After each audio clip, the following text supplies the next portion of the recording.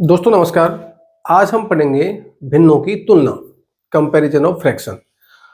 इसके अंतर्गत हम क्या पढ़ेंगे कि जैसे मान लो बहुत सारी भिन्न हमें दे रखी हैं और हमसे पूछा जाता है कि बताओ इन भिन्नों में सबसे बड़ी भिन्न कौन सी है, सबसे छोटी भिन्न कौन सी है, अथवा ये भी पूछा जा सकता है कि इन भिन्नों को आरोही क्रम में लिखो यानी कि बढ़ते हुए क्रम में लिखो, या फिर अवरोही क्रम में लिखो यानी कि घटते हुए क्रम में लिखो।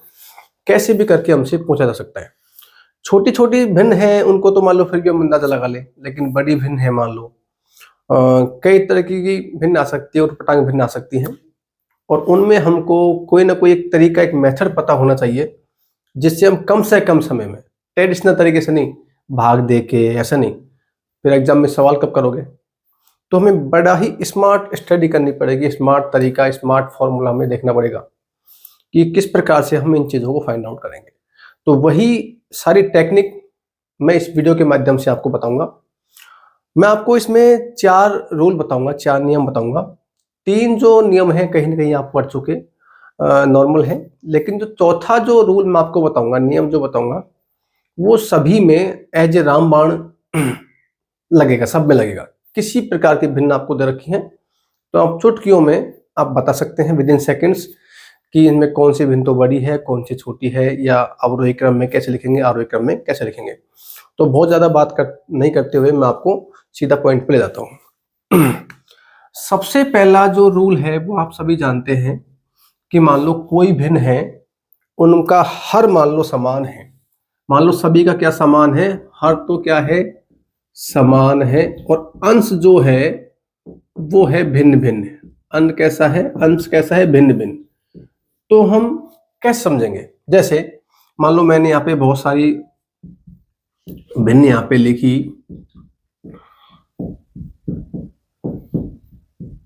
ठीक है, ये भिन्न मैंने यहाँ पे लिख दी। तो अब आप ये देख सकते हो कि इनका जो हर है वो सब में क्या है, समान है। इसमें भी 13 है, इसमें भी 13 है, इसमें भी 13 है, सब में। लेकिन अंश जो है वो भिन्न भिन्न है।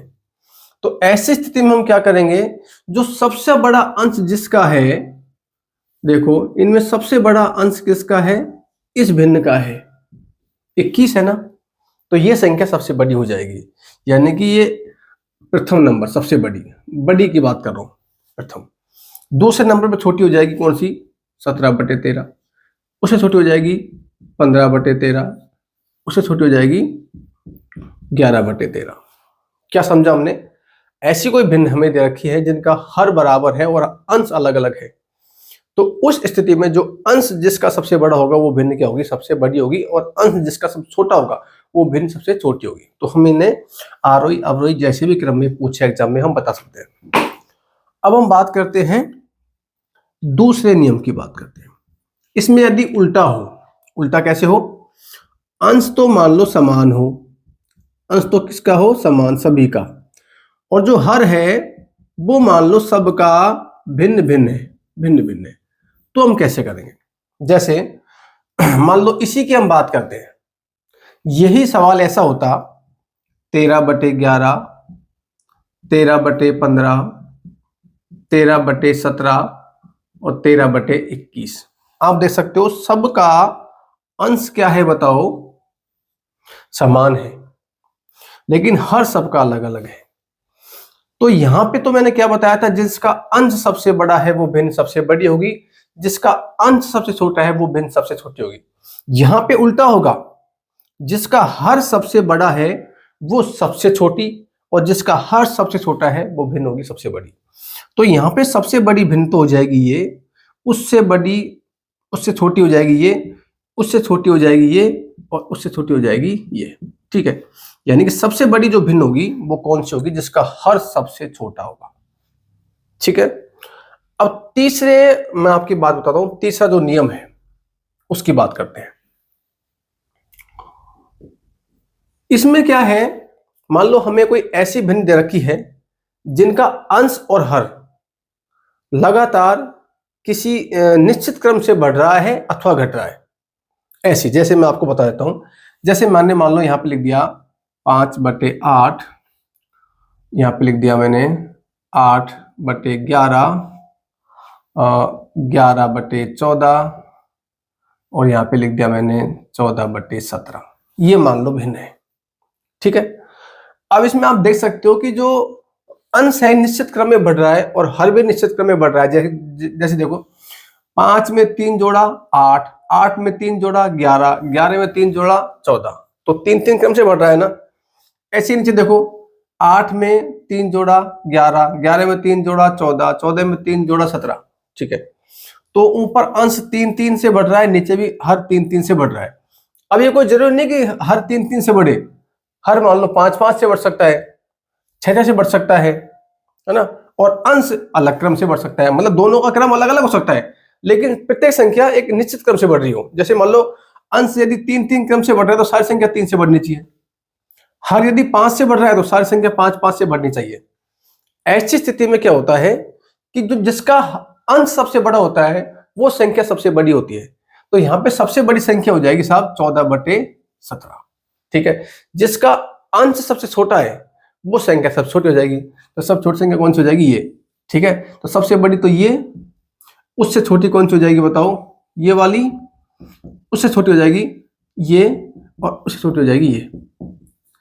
अब आप कहोगे गुरुजी एक बात बताओ, आपने संख्या ऐसी बताई है जिसमें हर सब में बड़ा है और अंश कंपैरिजन करके छोटा है सब में। ठीक है ना, अंश जो है हर की बजाय छोटा है।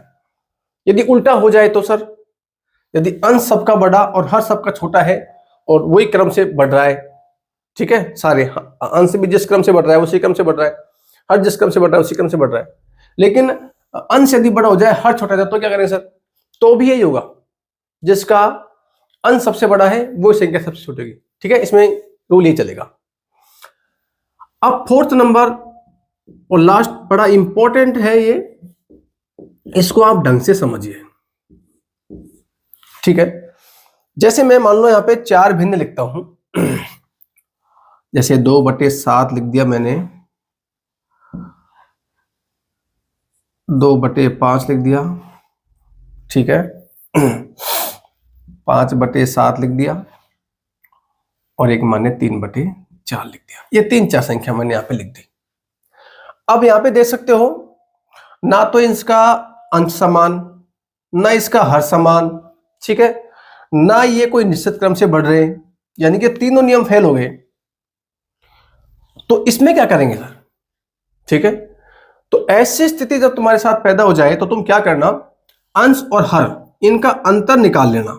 ठीक है दोस्तों, समझना ढंग से, ये तीनों नियम फेल हो जाए वहां पे चौथा नियम लगेगा, सब में लगेगा, ये रामबाण है। तो इसका अंतर मैंने निकाला तो अंतर आया 5 का, देखो आप 2 और 7 में 5 का अंतर है, इसमें 3 का अंतर है, इसमें 2 का अंतर है और इसमें 1 का अंतर है। ये अंतर मैंने निकाल लिए। अब आपको क्या करना है दोस्तों, इन अंतर का हमको निकालना है एलसीएम, 5 का, 3 का, 2 का और 1 का। इनका जब आप एलसीएम निकालोगे तो एलसीएम आएगा साहब 30, कितना आ गया, 30 आ गया। अब हमको निकालनी है कौन सी संख्या बड़ी है कौन सी छोटी है। तो क्या करेंगे, तो उसका एक बड़ा अच्छा फॉर्मूला है, लिख देता हूं, अंश बटे अंतर और गुणा एलसीएम, ये फॉर्मूला हमको अप्लाई करना है। ठीक है, तो करते हैं। देखो अंश कितना है बताओ 2, अंतर कितने का है 5 का, एलसीएम कितना आया 30। इसमें देखो 2, अंश तो 2 ही है, अंतर कितने का है बताओ 3 का, एलसीएम कितना है 30, अंश कितना है 5, अंतर कितने का है 2 का, एलसीएम कितना है 30, अंश कितना है 3, अंतर है 1 का, एलसीएम कितना है 30। तो ये तो देखो 6 बार कट गया, ये कट गया 10 बार, ये कट गया 15 बार। ठीक है, तो 30 3 90, 15 5 75, 10 दूनी 20 और 6 दूनी 12। ठीक है, अब सबसे बड़ी संख्या कौन सी आई 90, तो ये इसके जो कॉरस्पॉन्डिंग जो भी भिन्न है इसके सापेक्ष ये है 3/4, तो ये भिन्न सबसे बड़ी हो जाएगी, उससे छोटी ये हो जाएगी कौन सी 5/7, उससे छोटी हो जाएगी साहब 2/5 और सबसे छोटी हो जाएगी साहब हमारी 2/7। अब आप बोलते सर ये संख्या मान लो उल्टी होती, आपने क्या बताया कि 2/7, इसमें देखो सब में अंश तो छोटा है और हर बड़ा है। यदि सर ऐसा होता कि अंश तो होता बड़ा और हर होता छोटा, तो क्या करते हम, मेथड वही होता, हम अंतर निकालते, एलसीएम निकालते, इसी की इसी फॉर्मूले को लगाते। लेकिन अब रिजल्ट उल्टा हो जाता, जो संख्या सबसे बड़ी होती वो सबसे छोटी हो जाती, और जो सबसे छोटी होती वो सबसे बड़ी हो जाती। ठीक है, तो इस प्रकार से मैंने आपको समझाने का प्रयास किया है। सारे सवाल कॉम्पिटिटिव की जो एग्जाम्स में आते हैं उनको आप इसकी सहायता से एग्जैक्टली 101% आप हल कर सकते हैं। सभी सवालों को बोर्ड पे कराना मुमकिन नहीं है, तो आप अभ्यास करो। कोई भी आपका डाउट हो तो कमेंट सेक्शन में कमेंट जरूर करना कि सर ये सवाल है और हमारे इसमें डाउट है। कहीं भी आपको सुझाव हो तो मुझे बताइएगा, ठीक है। और यदि ये आपको वीडियो अच्छा लगा हो तो दोस्तों लाइक कीजिएगा, वीडियो को अपने दोस्तों के साथ में अधिक से अधिक शेयर कीजिएगा। चैनल पे आप नए नए आए हो तो प्लीज चैनल को सब्सक्राइब जरूर कीजिएगा, आपका एक सब्सक्रिप्शन हमारा मोटिवेशन बनता है। दोस्तों मिलते हैं किसी नेक्स्ट इसी प्रकार के इंफॉर्मेटिव वीडियो के साथ में, तब तक के लिए जय हिंद, जय भारत, नमस्कार।